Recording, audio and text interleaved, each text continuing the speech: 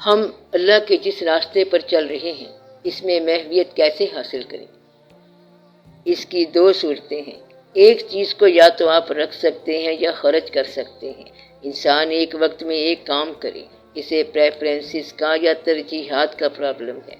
سوال کرنے والا یہ کہنا چاہتا ہے کہ میری مصروفیت کو چھیڑے بغیر مجھے محویت کا فارمولہ بتایا جائے۔ محویت تب ملے گی جب آپ مصروفیت کو توڑ دیں۔ اگر مصروفیت عذاب ہو تو پھر محویت کا فارمولہ کام آئے گا۔ مصروفیت کو آپ توڑ دو اور چھوڑ دو اور اپنا راستہ لو۔ اپنی مصروفیت کو اپروو نہ کراؤ کہ ہم جس کام میں آلریڈی مصروف ہیں وہ بھی ہوتا رہے اور محویت بھی حاصل ہو جائے۔ دنیا میں کوئی کام نہ اچھا ہے اور نہ برا ہے، بلکہ انسان کی نیت اچھی ہوتی ہے یا بری ہوتی ہے۔ بندہ اگر بد ہو جائے تو کام بد ہو جاتا ہے، اور بندہ اگر نیک ہو تو وہی کام نیکی بن جائے گا۔ سڑک تو وہی رہتی ہے، صرف مسافر کا فرق ہے۔ اسی سڑک پہ چور چکار بھی پھرتے رہتے ہیں اور وہیں سے ولی اللہ بھی گزرتے ہیں۔ راستہ، سڑک، زندگی یا نوکری کا اپنا کوئی شعبہ نہیں ہے، بلکہ اللہ نے یہ کام رکھے ہوئے ہیں۔ اللہ نے بندہ پیدا کیا تو اگر اس کی عمر 60 سال لکھ دی تو یہ بندہ وقت سے پہلے نہیں مر سکتا، چاہے تکلیف میں رہے یا خوشی میں رہے۔ زندگی کے کچھ سال بچپن میں گزر گئے، کچھ تعلیم میں، علم میں، جوانی میں خرچ ہو گئے، پھر اسے اور مسئلوں سے دو چار کر دیا گیا۔ چاہے آپ پی ایچ ڈی کر لو، ذہن ایک دن معاف ہو جائے گا۔ اگر کسی قبر پہ لکھا ہو کہ یہ فلاں ڈاکٹر کی قبر ہے اور اس پہ ڈگریاں بھی لکھی ہوں تو یہ موت سے نہ بچ سکا۔ جس طرح کوئی بڑا بادشاہ تھا اور اب اس کا مزار باقی ہے، سب چیز ختم ہونے والی ہے، کوئی پریشانی مستقل نہیں ہے۔ شہر چھوڑ دو تو شہر کوئی مسئلہ نہیں ہے، اور اگر زندگی چھوڑ دو تو کوئی مسئلہ نہیں ہے۔ اگر سارا دن پرابلم میں گزرے تو بھی رات کو نیند آ جاتی ہے۔ اگر اس وقت کہا جائے کہ پرابلم کے بارے میں بات کریں تو کہے گا کہ پرابلم کو صبح دیکھیں گے، اب سو جائیں۔ الجھن، پریشانی، دقت، میں اور تو، یہ سب کچھ اصل میں وقت گزارنے کی باتیں ہیں۔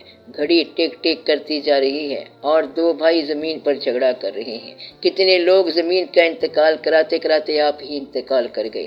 انسان محسوس کرتا ہے کہ اس نے کچھ حاصل کر لیا، اون کر لیا، لیکن اصل میں ہی اونز نتھنگ۔ اگر آپ کی آنرشپ پیسہ ہے تو بچوں کو اگر پیسہ دو گے تو وہ خوش ہوں گے، ورنہ بچے آپ کو بخیل کہیں گے اور کہیں سے ڈاکو بھی آ جائیں گے۔ تو آپ کی ہر اچیومنٹ بے معنی ہے اور آپ صرف ٹائم گزار رہے ہیں۔ آپ پیسے کے لیے اپنی زندگی کا کچھ حصہ بیچ دیتے ہیں تاکہ باقی زندگی گزار سکیں۔ 60 سال کی عمر میں انسان 20 سال تو سونے میں گزار دیتا ہے، کچھ سال بیماری کی نظر ہو گئے، بزرگوں کی جدائی سے غم پیدا ہو گیا، دوست گزرتے جاتے ہیں اور ایک روز پتہ چلتا ہے کہ قدر شناس کوئی نہیں رہا اور گلیاں ویران ہو گئیں۔ وہ لوگ چلے گئے جب آپ کے سر میں درد ہوتا تھا تو ان کے دل میں درد ہو جاتا تھا۔ اس طرح جاننے والے، پہچاننے والے، قدر کرنے والے، عزتیں دینے والے اور آپ کے بارے میں غور و فکر کرنے والے، آپ کے خیال میں زندہ رہنے والے آہستہ آہستہ چلے جا رہے ہیں اور آپ تنہا اور ویران ہو گئے۔ پھر بیماری آ گئی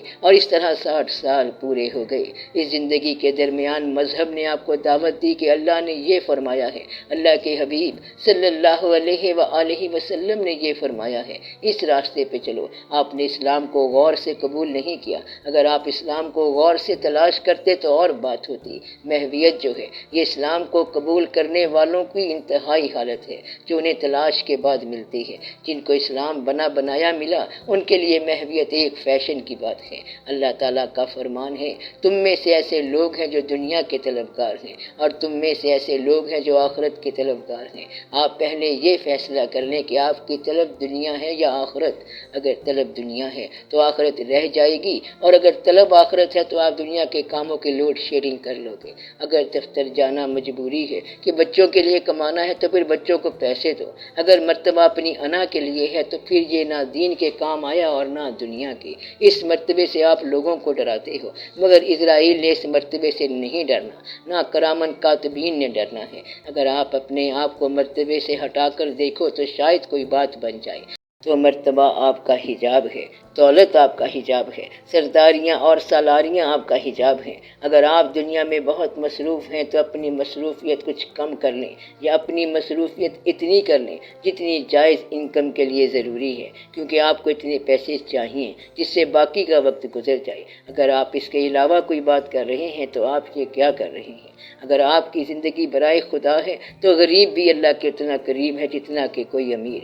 اگر مقصد خدا نہیں ہے تو پھر امیر و غریب کا بڑا فرق ہے، اور وہ دونوں دنیا دار ہیں، اور دنیا کی بات ہم کر نہیں رہے۔ اگر آپ دین کی بات کر رہے ہیں تو غریب کی آنکھ کے آنسو بھی اتنے ہی قیمتی ہیں۔ تو پھر بات کیا ہوئی؟ بات خلوص کی ہے کہ what do you want؟ اگر آپ گھر جانا چاہتے ہیں تو کوئی راستہ بند نہیں ہے۔ اگر آپ یہ کہتے ہیں کہ محویت کیا ہوتی ہے تو محویت ہوتی ہے مقصد کو مد نظر رکھنا، مقصد پر ہمہ حال نظر رکھنا۔ ایمبیشنز کا مطلب یہ ہے کہ زندگی میں ریسٹ نہ رہے اور بے چینی نہ رہے، بے تابی آ جائے۔ بے تابی اس طرح ہو جس طرح بیمار بچے کی ماں کو ہوتی ہے۔ اس ماں کو کہا جائے کہ آرام کر تو اسے آرام نہیں آتا۔ آخرت پہ نظر رکھنے والوں کو دنیا میں بے تابی رہتی ہے۔ ایک اور جگہ فرمایا گیا ہے کہ دنیا مومن کے لیے قید خانہ ہے اور کافر کے لیے جنت ہے۔ آپ دنیا کو جنت بناتے ہو اور پھر مومن بھی کہلاتے ہو، یہ بات بڑی غلط ہے۔ مثلاً آپ کا مکان رہنے کی حد تک تو ٹھیک ہے مگر دکھانے کے لیے مناسب نہیں، یہ نمائش بیکار ہے۔ آپ اپنی زندگی کو ایکسٹرا بوجھ بنا رہے ہیں۔ اگر آخرت آپ کا مدعا ہے تو پھر آپ آخرت جاننے والوں کے ساتھ چلو۔ اس کا آسان طریقہ یہ ہے کہ جس چیز کے بغیر گزارا ہو جاتا ہے اسے چھوڑ دو۔ ضرورت سے زیادہ چیز کو کم از کم ذہنی طور پر تو چھوڑ دو۔ آپ گھر میں، دفتر میں، چھوٹے سے چھوٹے تعلق میں، یہاں تک کہ بس کے سفر میں اپنے آپ کو آفینسو نہ بناؤ۔ مقصد یہ کہ انسان بن جاؤ، سینئرز کے ساتھ، ماتحتوں کے ساتھ، عام وزٹرز کے ساتھ، انسانوں کی دنیا میں انسان بن کے رہو۔ یہ بات یاد رکھ لو تو مسئلہ حل ہو جاتا ہے۔ اور سب سے بڑی بات یہ ہے کہ آپ کے پاس ایک معیار یا نارم ہونا چاہیے کہ آپ کس چیز کو دا بیسٹ کہتے ہیں۔ اس معیار کے قریب قریب جانے کی کوشش کرو۔ ہیومن بینگز کی دنیا میں آپ کو یہ علم ہونا چاہیے کہ سب سے بڑے انسان اللہ تعالیٰ کے محبوب صلی اللہ علیہ وآلہ وسلم ہیں۔ آپ ان کی زندگی کے قریب جاؤ۔ آپ خود بیان کرتے ہو کہ ان کا چٹائی کا بستر تھا اور اپنی زندگی اس کے علاوہ گزارتے ہو۔ یہ نہ کرو کہ آپ علم ہی حاصل کرتے جاؤ بلکہ عمل کر کے دکھاؤ۔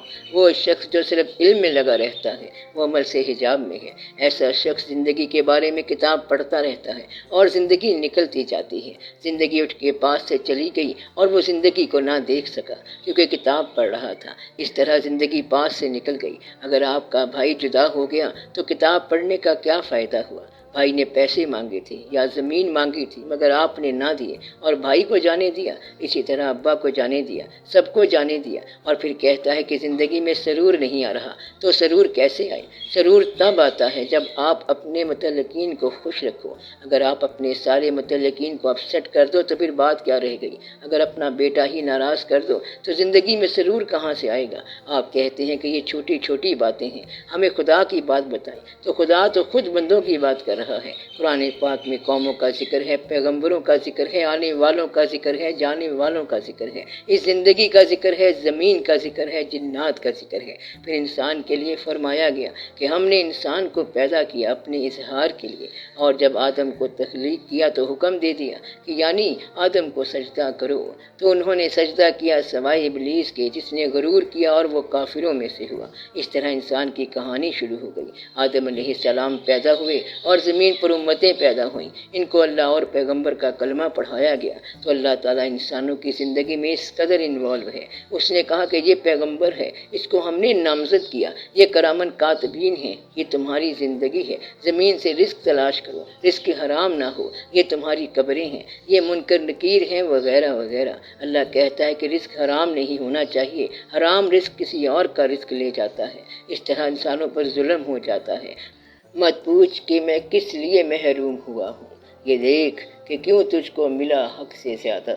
تو اللہ تعالیٰ کیا چاہتا ہے؟ انصاف، انسانوں کے مابین انصاف۔ اللہ کیا ہے؟ رحم، یعنی انسان کے ساتھ رحم کرے یا حسن سلوک کرے۔ مثلاً یعنی اگر جاہل بھی مل جائے تو اسے سلام کرو، یتیم کا حق نہ کھاؤ۔ اس طرح اللہ نے مخلوق کو مخلوق ہونے کے شعبے بتائے ہیں اور آپ اللہ کی بات کر رہے ہیں۔ آپ وہ شعبہ مانتے نہیں جو اللہ نے بنایا ہے۔ وہ شعبہ یہ ہے کہ انسان کا انسان پر حق ہے، مگر آپ دوسروں پر آگ اگلتے رہتے ہو۔ آپ کو اللہ نے آدم خاکی بنا کے بھیجا اور کوئی شرارت تو نہیں بنایا کہ دوسروں پر آگ پھینکتے جاؤ۔ تو یہ سب باتیں اللہ تعالیٰ نے انسانوں کو بتائیں۔ اب اگر کوئی شخص انسانوں کو چھوڑ کر اللہ کے نام پر کوئی بات کرنا چاہتا ہے تو وہ آدمی ظالم ہے، وہ آدمی بڑا ظالم ہے جو عبادت میں لگا رہے اور انسانوں کی بات نہ کرے۔ جو شخص انسان کو چھوڑ کر مطالعے میں لگا رہے گا وہ بھی ظالم ہو جائے گا۔ تو زیادہ علم والا بھی ظالم ہے، علم میں مصروف رہنے والا بھی ظالم ہے، اور صرف خدا کی یاد میں محو رہنے والا بھی ظالم ہو جائے گا،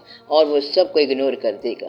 اسلام نے کون سا راستہ بتایا؟ سب سے پرفیکٹ راستہ حضور پاک صلی اللہ علیہ وآلہ وسلم کا ہے۔ مثلا ایک روز آپ صلی اللہ علیہ وسلم نے سجدہ کیا اور آپ صلی اللہ علیہ وسلم کے اوپر ایک بچہ یعنی امام حسین علیہ السلام آ کر بیٹھ گئے اور آپ صلی اللہ علیہ وسلم نے سجدہ لمبا کر دیا۔ اس طرح بچے کو راضی کر لیا اور اللہ بھی راضی۔ اگر کوئی مر رہا ہے اور دوسرا نماز کے لیے وضو کر رہا ہے تو یہ بڑا ظالم شخص ہے، یہ استحصال پسند آدمی ہے جو اپنے بارے میں زیادہ خیال کرتا ہے اور اپنی عبادت کے بارے میں زیادہ خیال کرتا ہے، تخلیوں اور تنہائیوں میں رہتا ہے اور اپنے فرائض سے فرار کرتا ہے۔ تو آپ زیادہ محویت اختیار نہ کرو بلکہ زیادہ فرائض اختیار کرو۔ اگر کوئی شخص آپ سے ناراض ہے اور بے شک اس کو صرف غلط فہمی ہے تو آپ کا کام اس کی غلط فہمی دور کرنا اور اس کی خرش دور کرنا ہے، چاہے اس نے خود ہی بنا لی ہو۔ جب کسی کی ناراضگی میں آپ کا نام آئے تو وہ آپ کی ذمہ داری بن جاتا ہے، اگر کسی کی تکلیف میں آپ کا نام آ جائے تو آپ کی ذمہ داری ہے، اگر کوئی شخص آپ کے سر سے پریشان ہے تو بھی وہ آپ کی ذمہ داری ہے، اگر آپ کی تبلیغ سے کوئی دکھی ہے تو وہ آپ کی ذمہ داری ہے۔ آپ دھیان کرو کہ آپ کرتے کیا ہو۔ ایک بات کا بڑا خیال رکھو کہ آپ دلوں کو راضی رکھو، یہ نہ کرنا کہ لوگوں کو تکلیف دو اور خود بڑے عابد اور تہجد گزار بن جاؤ۔ انسانوں کو نظر انداز نہ کرنا۔ اگر سوچا جائے تو انسانوں کا اجتماع اللہ کا ایک روپ ہے۔ بزرگ کہتے تھے کہ اگر اللہ تعالیٰ کی سمجھ نہیں آتی تو ایک کام کرو کہ اپنے علاوہ جتنے وجود ہیں ان کو اللہ کہہ لو اور پھر اللہ کی خدمت کرو، انہیں پریشان نہ کرو، اور یہ دیکھتے جاؤ کہ اللہ نے کوئی چیز باطل پیدا نہیں کی، یہ سب تیرے مالک کی تخلیق ہے۔ تخلیق میں اگر تو کسی چیز کو زخمی کر رہا ہے تو اپنے خالق کو افینڈ کر رہا ہے۔ اس طرح سکون نہیں ملے گا۔ جس نے کسی کا سکون قلب برباد کیا اس کو سکون نہیں ملے گا، وہ سکون سے محروم ہو گیا۔ آپ اپنے آپ کو ایسا بناؤ جیسے کہ آپ نہیں ہو۔ اگر آپ کے چلے جانے سے لوگوں میں ایسا خلا پیدا نہیں ہوا کہ وہ آپ کو یاد کرتے جائیں تو پھر آپ نے کیا کمائی کی؟ یہاں اپنا جائزہ لو اور اپنے گرد و پیش کا جائزہ لو۔ آپ پر اللہ کا فضل ضرور ہے اور اللہ کا فرمان ہے کہ چھوٹی چھوٹی چیزوں کا خیال رکھو، یہاں تک کہ کوئی بچہ بھی آپ سے آفینڈ نہ ہو جائے۔ کسی کو آفینڈ نہ کرنا آپ کے فرائض میں شامل ہے۔ اس طرح زندگی آسان کر لو، مصروفیت کم کر لو، صرف ضروری مصروفیت کا کام کر لو۔ اس کے علاوہ آپ جو کام کر بیٹھے ہو وہ آخرت میں رکاوٹ نہ بنے۔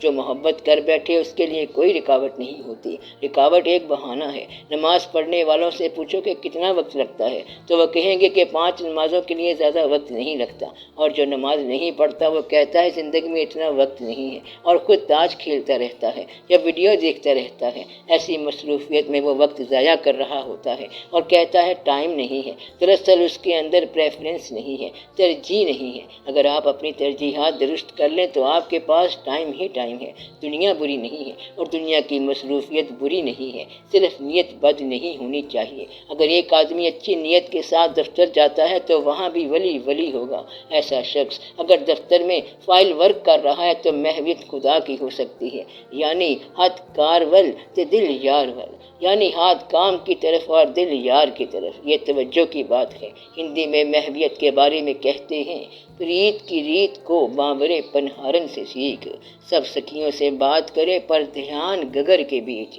یعنی پانی بھرنے والی لڑکی باتیں کرتی جاتی ہے مگر دھیان گھڑے پر رکھتی ہے کہ کہیں پانی چھلک نہ جائے۔ اگر آپ اپنے آپ کو سنبھال کے رکھو تو دنیا میں جہاں سے مرضی گزر جاؤ اور چلتے جاؤ، دنیا نے آپ کا کیا لینا ہے؟ یہ ایک بہانہ ہے کہ میں زندگی میں بہت مصروف تھا اس لیے مجھے محویت نہیں ملی، یہ غلط بات ہے۔ ہم جس کام کو کرنا چاہیں وہ کام کر سکتے ہیں۔ اگر آپ کو کسی سے رنجش ہو تو کئی سال اسے یاد رکھتے ہیں اور پھر بدلہ لے لیتے ہیں۔ آپ کا وقت رنجش میں گزر جاتا ہے، غصے میں گزر جاتا ہے، بغض میں گزر جاتا ہے، ایک دوسرے سے انتقام کے خیال میں گزر جاتا ہے، اور مالدار ہونے کی خواہش میں گزر جاتا ہے۔ آپ مالدار ہونے کی خواہش نکال دو، اپنے آپ کو بڑا بنانے کی خواہش نکال دو، اس طرح بڑا کوئی نہیں ہوتا۔ وقت گزر جاتا ہے، غصہ، رنجش اور نفرت نکال دو۔ کوئی شخص آپ سے ناراض ہو جائے، چاہے غلط فہمی فہمی کی بنا پر ہو۔ میں پھر کہتا ہوں کہ اگر آپ کی وجہ سے غلط فہمی پیدا ہو گئی تو بھی ذمہ داری آپ کی ہے۔ ایسے شخص کے گھر جا کے بات ختم کر دو۔ اگر یہ بوجھ اتار لو تو پھر اللہ ہی اللہ ہے، اگر دل صاف کرتے جاؤ تو پھر اللہ ہی اللہ ہے۔ ابھی آپ کا آئینہ سیکل نہیں ہوا، اپنے آئینے کو سیکل کرتے جاؤ اور روشن کرتے جاؤ۔ آپ آئینہ چمکاتے جاؤ اور خود بخود اس میں اللہ کی تصویر آ جائے گی۔ آپ اگر انسانوں کے حقوق ادا کرو گے تو پھر اللہ کے حقوق ملیں گے، ورنہ پریشانی ہی رہے گی۔ دنیا کے کام کرتے جاؤ اور اپنے اندر سے جھوٹ نکالو۔ اس طرح آپ کو وقت مل جائے گا۔ جس نے وقت کو تخلیق کیا ہے اس اللہ کو پتہ ہے کہ آپ کے ساتھ اس نے کیا کیا ہے۔ یہ بات ضرور کرو کہ جو آپ کے ساتھ ناراض ہے اس کو راضی کرو، ورنہ آپ کو خدا کا سفر نہیں ملے گا۔ اللہ کا سفر عام طور پر دنیا میں ہی مکمل ہوتا ہے۔ اللہ کی تلاش بندوں کے پاس جا کر ختم ہوتی ہے۔ اگر اللہ نے براہ راست ملنا ہوتا تو اور بات تھی، مگر شکر کرو کہ اس نے براہ راست نہیں ملنا، بلکہ کسی آدمی کے پاس جا کے بات مکمل ہوگی۔ اگر کسی بندے کے ساتھ آپ نے نیکی کر دی تو اللہ راضی ہو جائے گا۔ اگر آپ نے یتیم کی جیب سے مال نکال لیا تو اللہ ناراض ہو جاتا ہے۔ انسانوں کے ساتھ متوازن سلوک کرو تو اللہ راضی ہے۔ بچوں کے حقوق ادا کرو تو اللہ راضی ہے۔ اگر آپ اسلام کو مانتے ہو تو بچوں کو اس کے متعلق تعلیم دو۔ آپ انگریزی اسکولوں میں بچے پڑھاتے ہو، داخلے کے لیے سفارشیں کراتے ہو اور پھر کہتے ہو بچے نے اسلام قبول نہیں کیا، باغی ہو گیا ہے۔ اللہ نے فرمایا ہے کہ یہ آیات ہیں جن میں تمہیں بتایا جاتا ہے اور ڈرایا جاتا ہے تاکہ تم غور کرو اور عقل کرو، مگر تم نہیں کرتے۔ حقیقت بتا دی گئی ہے اور کوئی ایسا نہیں ہے جس کو حقیقت سمجھ نہ آئے، مگر وہ مانتے نہیں ہیں۔ اگر آپ یہ مان جاؤ کہ جانا ادھر ہی ہے تو آپ ایک دن وہاں ضرور پہنچ جاؤ گے۔ اگر آپ نے رخ صحیح نہ رکھا اور ڈائریکشن صحیح نہ رکھی تو پریشان ہو جاؤ گے۔ اگر کوئی بندہ یہ کہے کہ میں نے آخرت کی طرف جانا ہے اور اپنی قبر کی طرف جانا ہے، اگر آپ کو وہ جگہ معلوم ہو، چاہے خیال میں اور یقین میں ہو کہ میں نے یہاں آنا ہے، تو زندگی میں آپ کی بے شمار غلطیاں ختم ہو جائیں گی۔ پرانے لوگ اپنی قبر کی جگہ رکھ آتے تھے، نہیں بیگانگی اچھی رفیق راہ منزل سے، ٹھہر جا اے شرر ہم بھی تو آخر مٹنے والے ہیں۔